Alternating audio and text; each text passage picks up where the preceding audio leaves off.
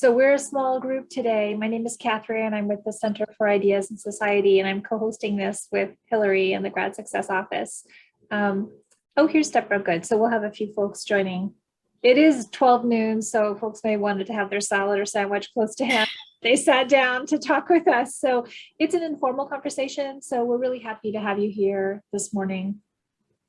And we are recording this, so feel free to mention this to colleagues to whom you think this might be of interest, and they'll be able to access this video hopefully in the next few days so they can hear Beth's experience. So enough from me. Let me hand it over to Hillary and get this conversation rolling. Hello, thank you, Catherine. Appreciate that. And yeah, I'll actually put in the chat right now. I mean, I'll do it again towards the end. But when we put the recording online, it will be on this website, probably under the workshops tab on that website. So that will be available to you. So yeah, hi, I'm Hillary Jenks. I'm the Director of Grad Success. Hello, Marcy. And I'm very happy we're doing this because I think this is a great program. And I'm especially excited that Beth could join us, and she did it last year, and so she can really speak from experience and provide some insight into what it is, why it's worth doing, and also a little bit about the application process and how to submit a compelling application. So first thing, hi Marcy. First thing I'm going to do is just make sure we're all on the same page about what is the thing we're talking about. I'm just going to say Humanities Without Walls. So that, first of all, is a consortium of humanities centers and institutes at several major research universities, mostly in the Midwest, but not only in the Midwest. And it's funded by the Mellon Foundation. And what they do is a summer workshop. So last year it would have been in Chicago, but obviously for pandemic reasons was not in Chicago, it was online. This coming summer, the plan is that it will be hosted at Ann Arbor by the University of Michigan's Institute for the Humanities. And basically what it is it's a series of workshops, talks, site visits, and the folks who participate get a chance to imagine possible futures and leverage their skills and their humanities training towards a range of careers in the private sector, the nonprofit world, arts administration, public media, many things. So that's what the Humanities Without Walls workshop is. They currently have this call for applications out. And the deadline is November 1st. And I will put, just to make that easy for everyone also, this is the website with the call, if you take a look at that. And the way that it works is you don't apply directly to them to participate in the workshop, you apply through the university, so through UCR. So we have a deadline of November 1st. You would submit an application to us, and then the committee will review the applications and choose who is going to be the person that UCR is going to forward as their participant that they would like to have considered for the Humanities Without Walls workshop. And I will put that in the chat as well. So the deadline is November 1st. And you're going to want to email the application to Cindy Cardenas at ucr.edu. Making sure I'm spelling that right. Yes.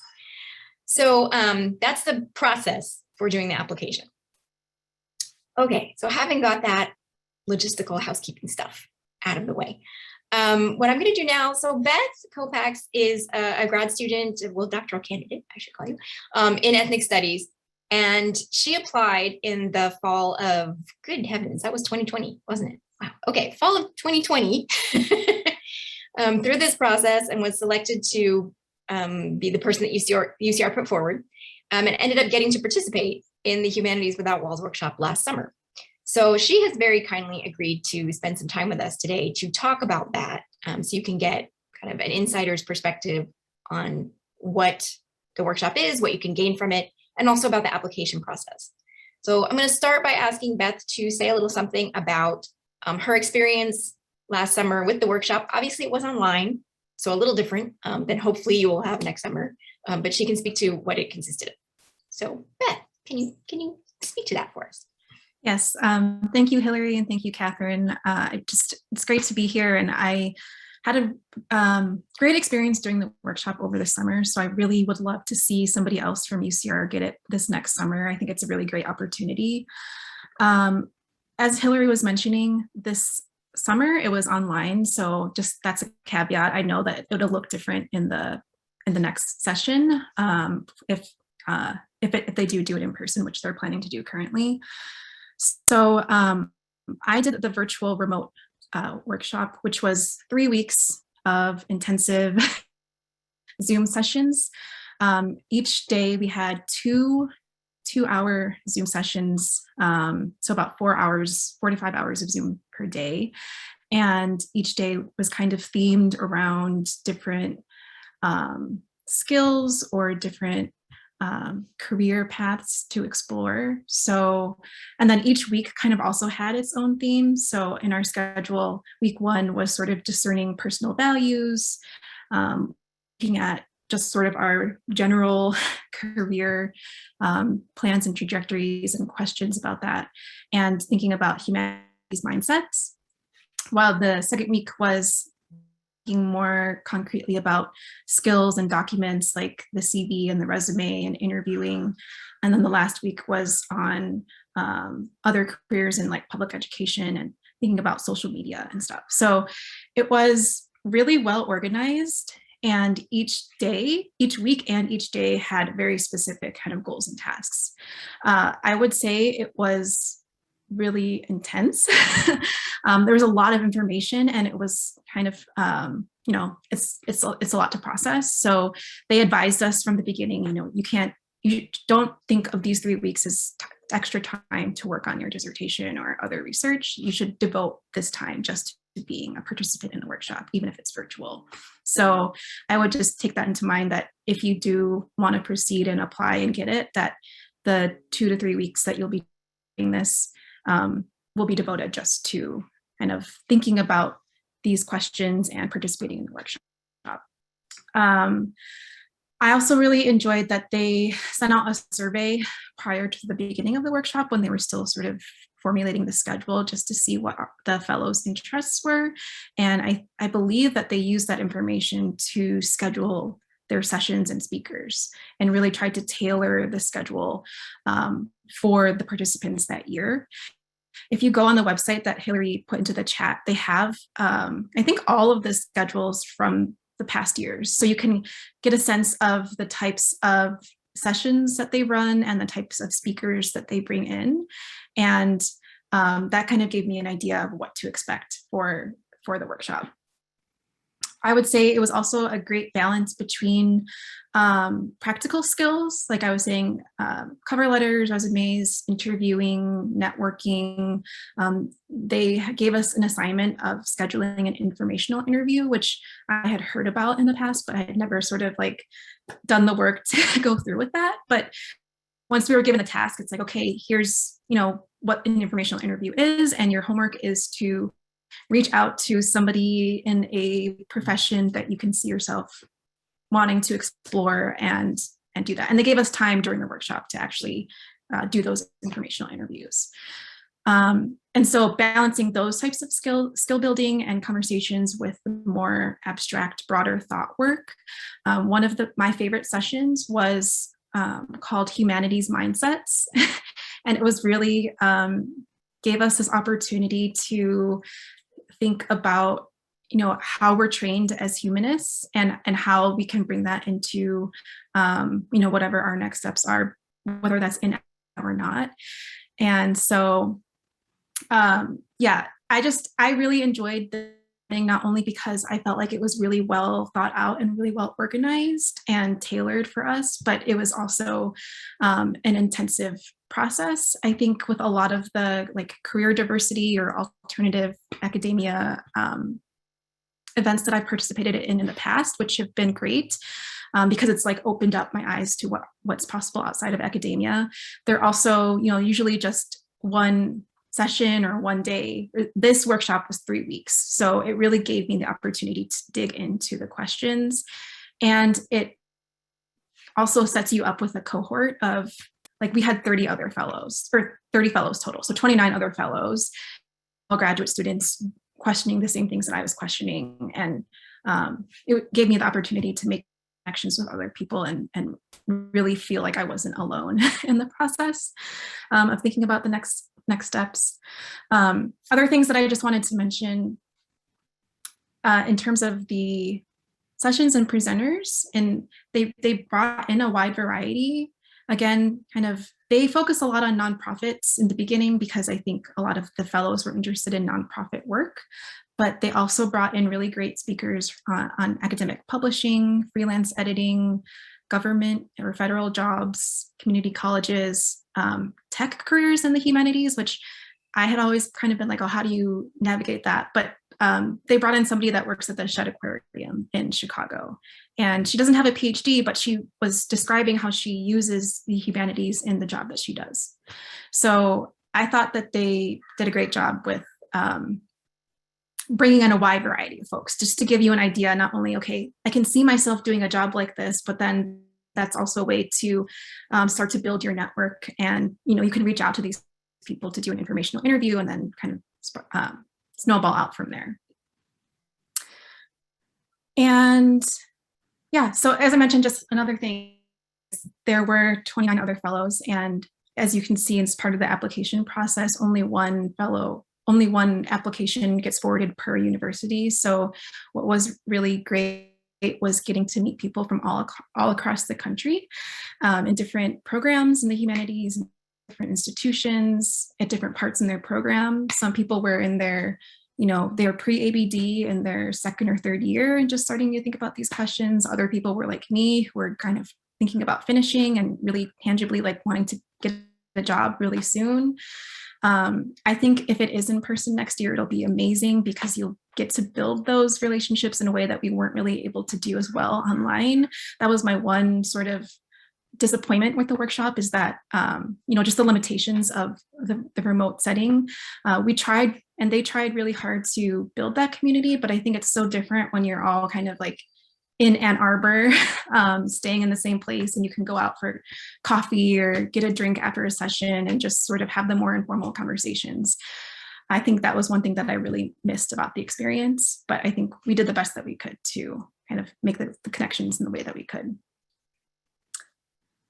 And the last thing that I would say why I should encourage anybody is there is a stipend attached. And, as graduate students, we're always looking for ways to fund ourselves. It was $5,000 when I did it last summer. I think I saw on the website it's less than that. It's $4,500, and you also have to incorporate like some of the costs of traveling, which I didn't have to do because it was remote. But regardless, that is extra money for the summer, and I think that's always a good thing to have. Yeah, summer funding is never bad. This year's 2 weeks, yeah. So okay, 2 weeks. I think it was 3 weeks last summer, in part because they were trying to not have people on Zoom for 8 hours. So I think they did sort of spread things a bit out because of that. But in person, for it to be intensive, I think 2 weeks actually works really well, but also good because less housing cost while you're staying there. You anticipated a bunch of questions I was going to ask about like favorite session and and all of that. So thank you. I knew you would. You're so good. So I wanted to shift a little bit from the workshop into talking about the application process that you went through, which I think it's fairly similar, this year in terms of the types of questions they ask. And I know we met a few times looking at your application because the questions are kind of a little tricky and hard to wrap your mind around in some ways. So do you mind speaking to that a little bit about sort of how you approached doing the application? Yeah. So the kind of main component that you would be working on is what they're calling the narrative. I think, I don't know how long it is, like 1,000 words or about a page. And they give you a series of being very short. I remember doing a lot of like, we have to cut. Right. They do give you a series of sort of guiding questions on the website that they're asking you to address. And I recommend that you do.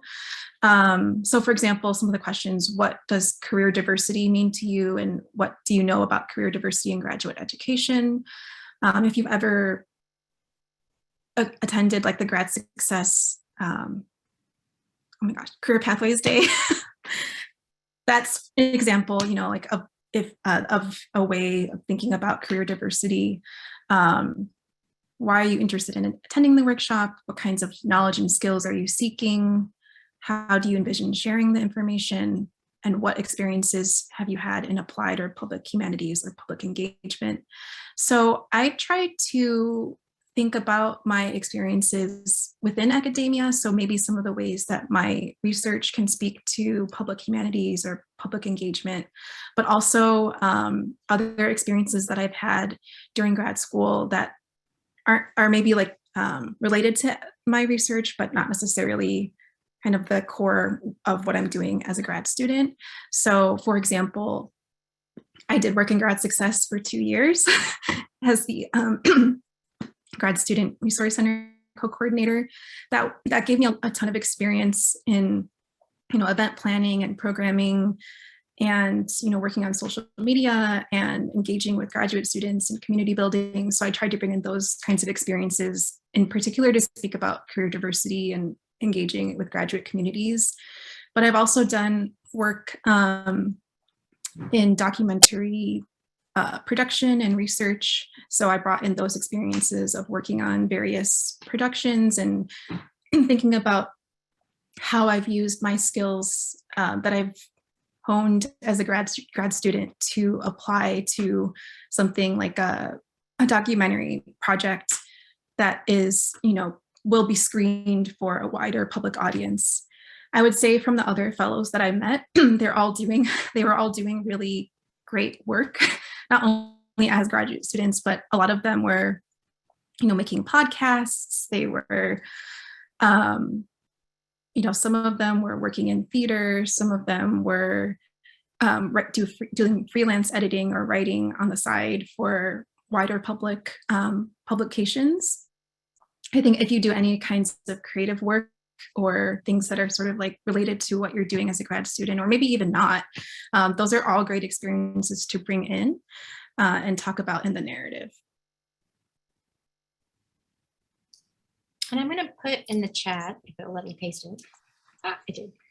These are the questions that they ask you to address. And it is a 1,000 word limit, so it's really not very much space.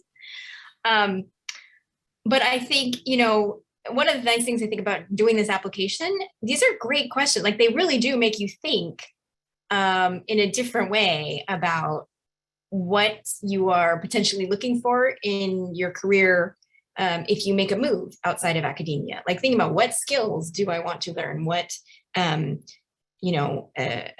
career diversity mean to me? These are great things to think about, whether you end up doing it or not. It's really nice to have put a little thought into that and have a few sentences on these things that could be used in future for other applications. The other thing I wanted to ask you about is, because they do require 2 confidential letters of recommendation. And it says one letter should be from the applicant's primary advisor, dissertation chair. And can you just talk a little bit about that? Because I know there could be some anxiety around that.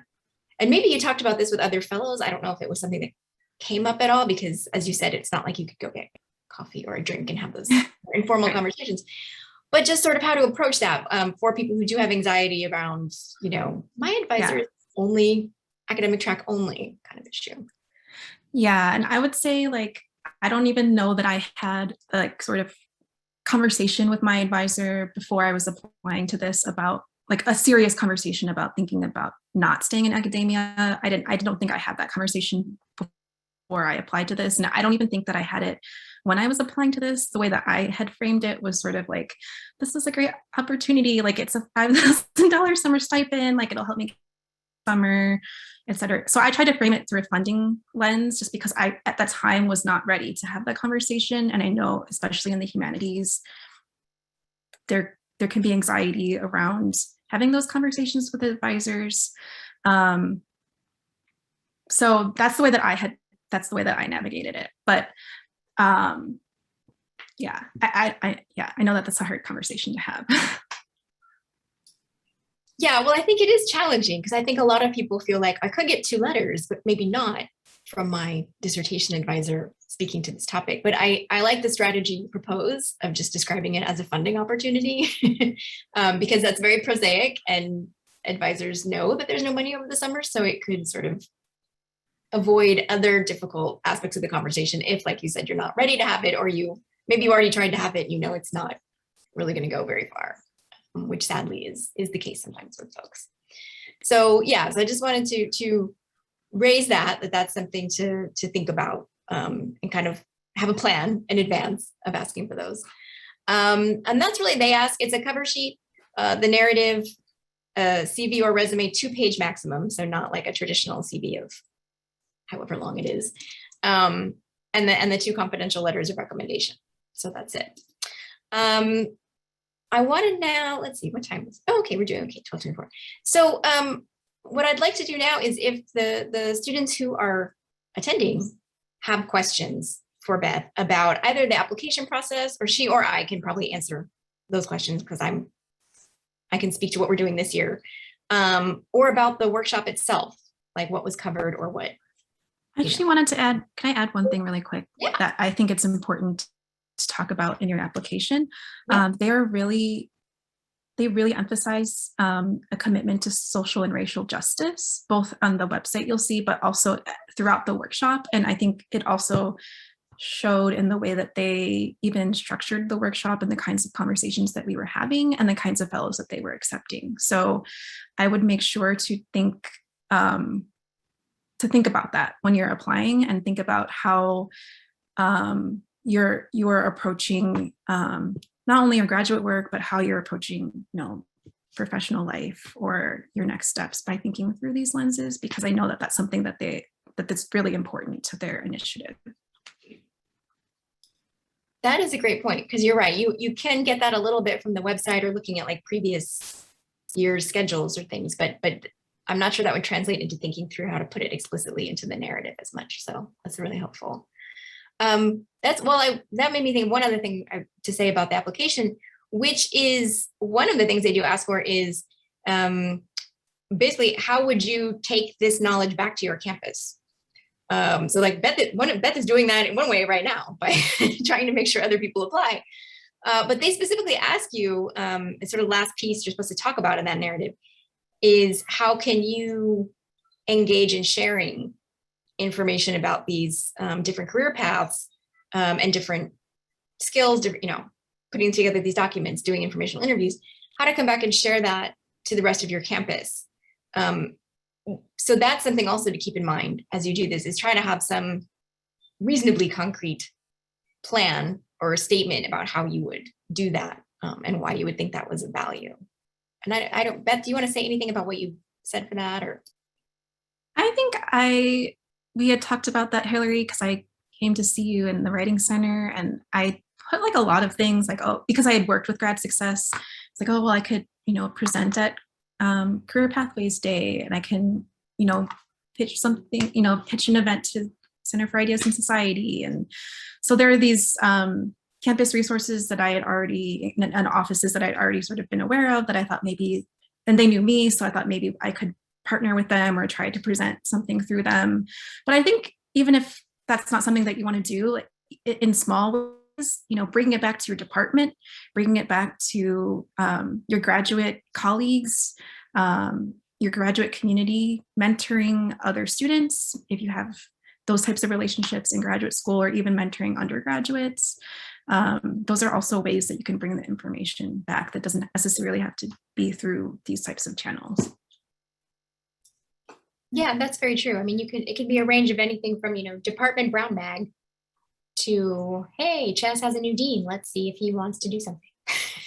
And I'll talk at it. So a whole range of things you could do. Okay, so yes, detour, coming back. Questions. Marzi, Isabel, Deborah, do you have any questions you want to ask Beth or me about either the application process or just the workshop itself?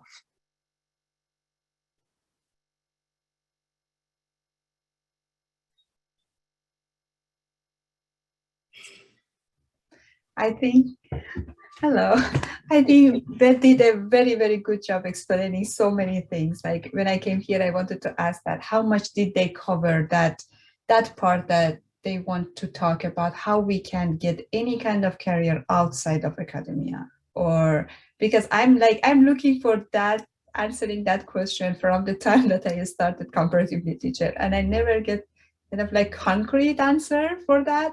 So I was really willing to hear about, okay, what kind of workshop did they do to cover that aspects of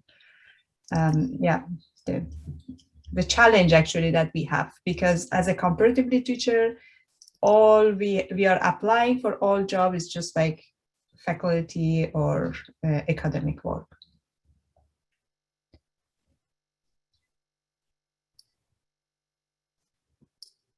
Yeah, and I think it's important to point out too with this is it's not like this is only for people who have decided, oh, academia is not for me. I'm not going to do the academic job market. I'm not interested in that. It's more for people who are thinking, even if that's my first choice, I would like to keep my options open. Exactly. Yeah. Yeah. That's what I'm looking for. Yeah, exactly. Exactly. Yeah. It's like, but I think pretty much everybody's like, well, I'm applying for academic jobs, but I also, to have more concrete information about how to move towards other jobs if I ended up needing to do that. Even that is very helpful. You had one other question that came through in the chat, which is really interesting. Beth, if you were the one putting on the program, what, if anything, would you do to change it, to improve it? And like either the workshop or the application process? I'm sure you would say increase the word limit on the narrative. Oh, yeah. If I were the one putting on the workshop, well, there were a couple sessions that didn't go well, and not that they didn't go well, but there was like obvious tension in the speakers that were brought on. Like, for example, I don't know if I should, this is being recorded, but if you want to have that conversation, we can maybe talk about that after. But there were a couple sessions where,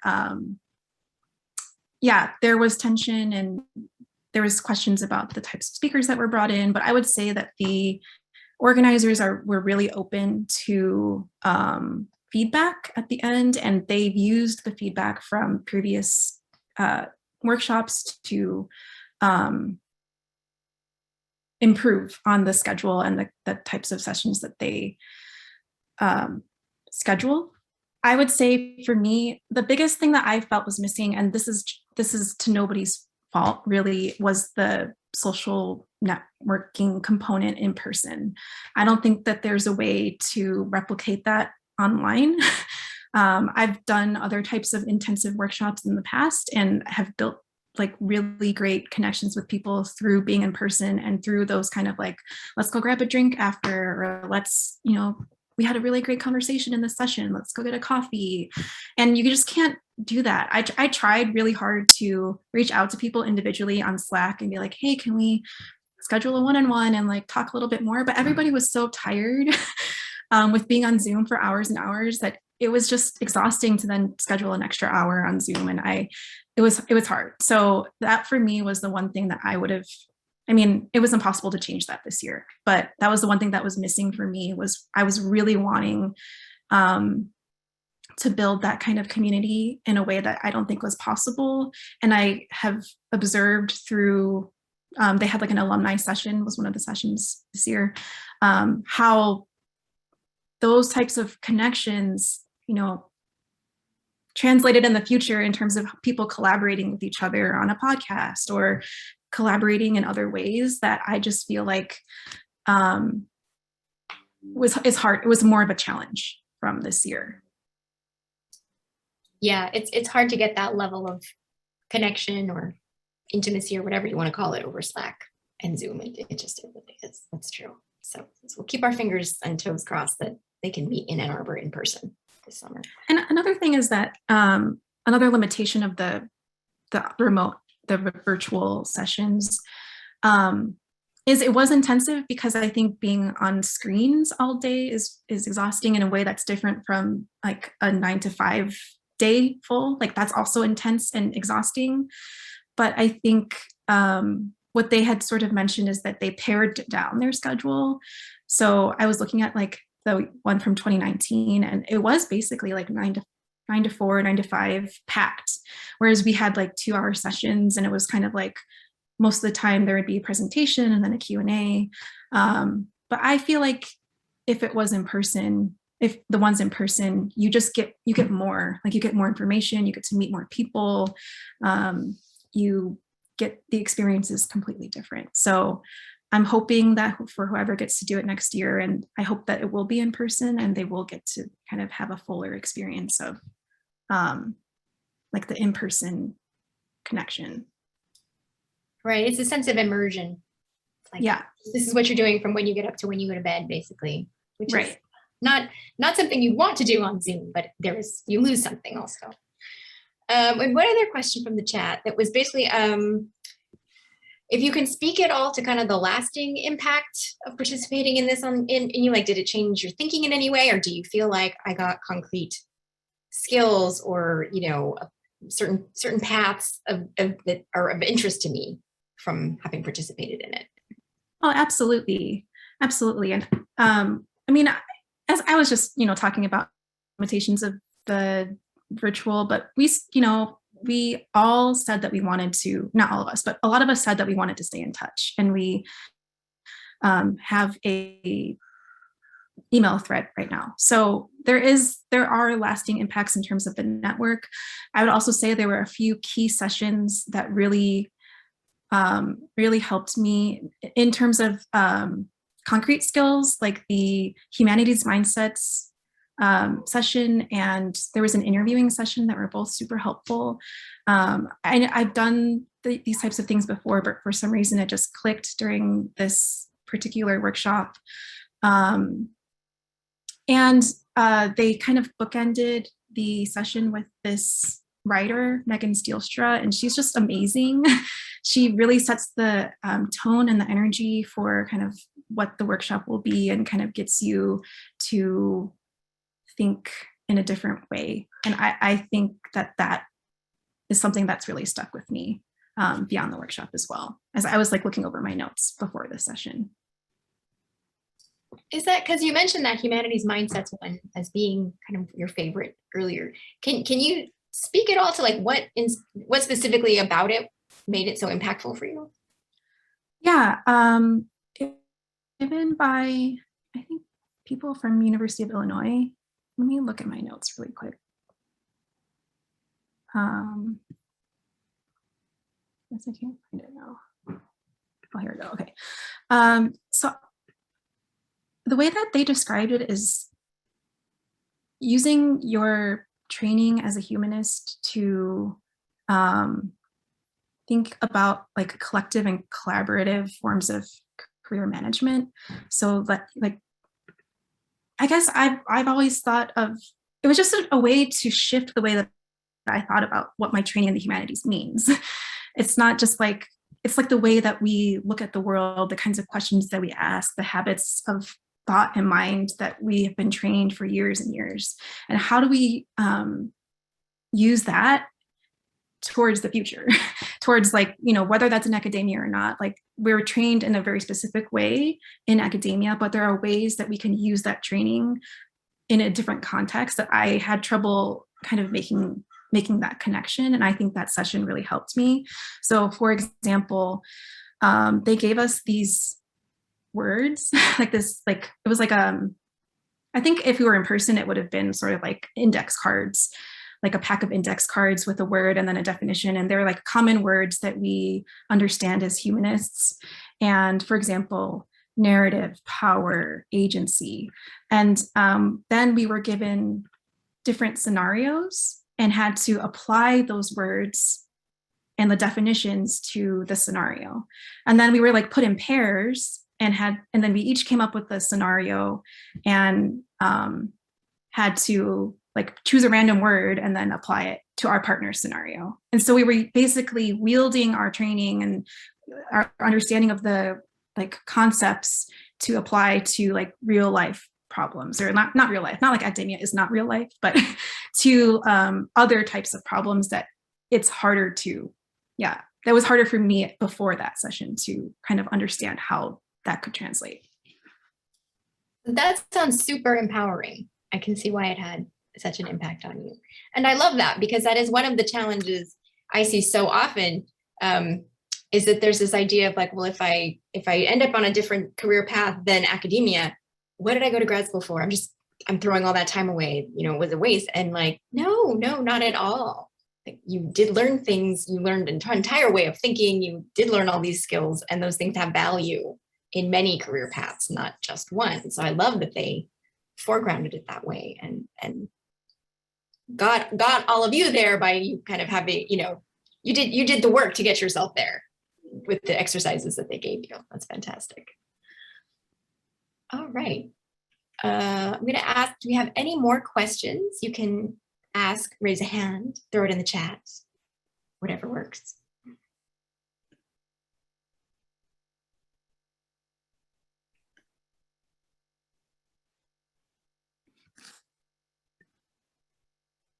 I'm also happy to answer questions, you know, if anybody thinks of anything after I put my email. Oh, thank you so much. That's very kind.